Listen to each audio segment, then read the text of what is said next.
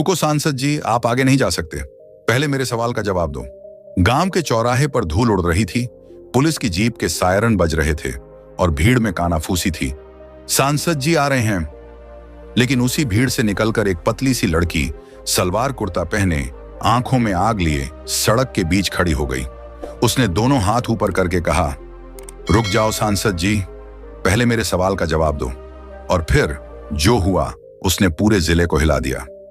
इस बहादुर बेटी के लिए एक लाइक जरूर करें और चैनल को सब्सक्राइब जरूर करें। सर्दियों की एक धूप भरी सुबह थी। चौधरीपुर गांव में हलचल मची हुई थी।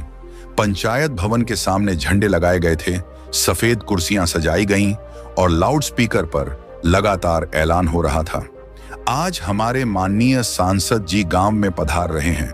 सभी लोग स्वागत में उपस्थित रहे। गांव के प्रधान रामवीर ठाकुर माथे पर तिलक लगाए पगड़ी कसकर बांध रहे थे।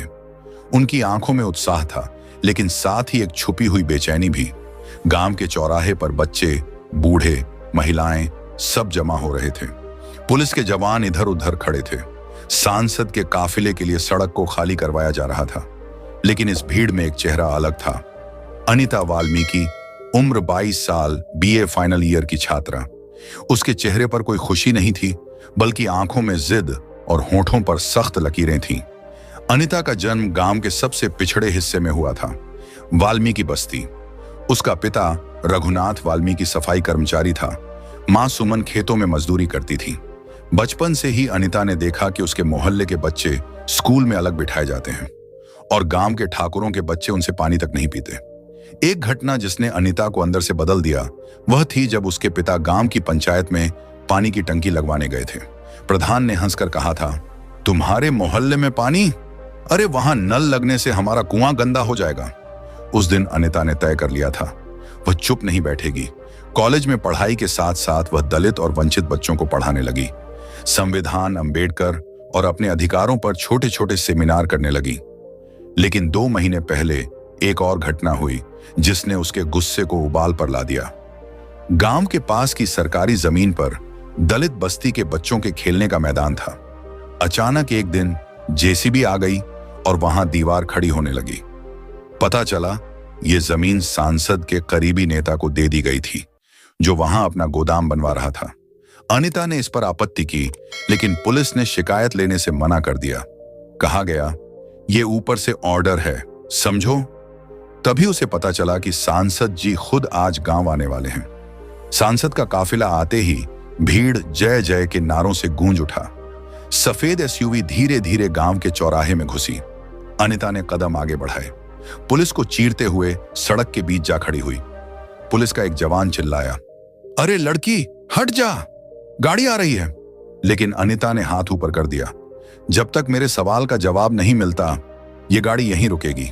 एसयूवी के भीतर बैठे सांसद ने खिड़की से देखा, एक साधारण सी लड़की, लेकिन आंखों में अजीब सी दृढ़ता। भीड़ में खुसुर पुसुर होने लगी। ये वही अनिता है जिसने ठाकुरों को भी जवाब दिया था। अनिता ने तेज आवाज में कहा, सांसद जी, आप हमारे वोट लेकर जीते, लेकिन हमारे बच्चों का खेल का मैदान छीन लिया। क्या यही विकास है? पूरा चौराहा शांत हो गया। माइक पर खड़े संचालक के हाथ कांप गए।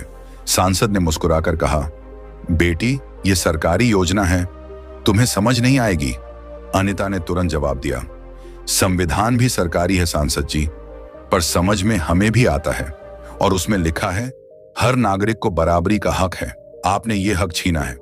भीड़ में हलचल मच गई। कुछ लोग ताली बजाने लगे तो कुछ बड़बड़ाने लगे, लड़की हद पार कर रही है। प्रधान रामवीर ठाकुर मंच से उतरे और पुलिस को इशारा किया, हटाओ इसे यहां से। 2 जवान अनिता को पकड़ने आगे बढ़े, लेकिन तभी बस्ती की कुछ महिलाएं और कॉलेज के लड़के उसके चारों ओर आ गईं। पहले सवाल का जवाब दो, भीड़ से आवाजें उठने लगीं। सांसद का चेहरा सख्त हो गया, तुम्हें राजनीति करनी है, पुलिस काम करो। पुलिस ने भीड़ को धक्का देना शुरू किया। बच्चों के रोने की आवाजें, महिलाओं की चीखें और माइक पर बार बार शांति बनाए रखें, शांति बनाए रखें। अचानक गाड़ियों के हॉर्न बजने लगे और सांसद मंच पर जाने की बजाय गुस्से में गाड़ी में बैठ गए। अनिता को पुलिस ने पकड़कर किनारे ले जाया, लेकिन तभी भीड़ से किसी ने मोबाइल पर लाइव शुरू कर दिया। वीडियो पूरे जिले में फैलने लगा। दलित बेटी ने सांसद को रोका। उसी शाम जिला मुख्यालय पर एक बड़ी भीड़ जमा हो गई। सोशल मीडिया पर hashtag justice for Anita trend करने लगा। लेकिन उसी रात अनिता के घर के बाहर 3 अजनबी बाइक पर आए और उसकी मां से कहा, अपनी बेटी को समझा लो वरना अगली सुबह सूरज नहीं देखेगी।